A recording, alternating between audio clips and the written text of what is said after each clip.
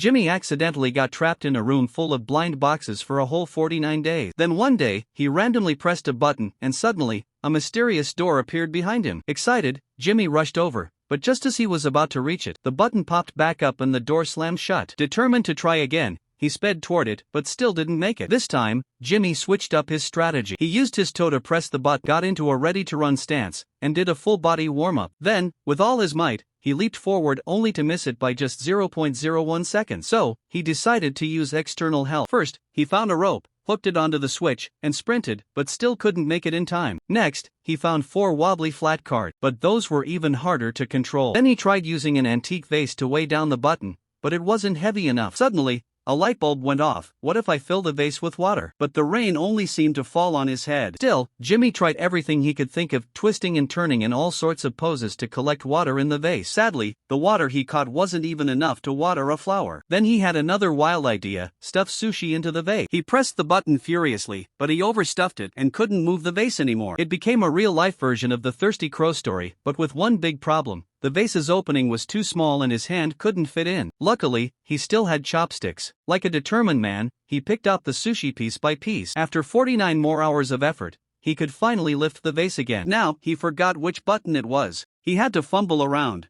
pressing buttons one by one. Just then, Blackie, his friend, showed up and lightly bumped into the vase, which instantly shattered in two. On the brink of collapse, Jimmy just laughed hysterically. Then came a genius move. He flattened rice balls on top of the button, which seemed to work. Still not giving up, he grabbed some duct tape. This time, it looked like it might actually work. As Jimmy turned around, full of determination, he pressed down an iron plate on the button for good measure. By now, he was mentally broken and desperately struggling. But days later, by some miracle, Jimmy stumbled upon a rope swings.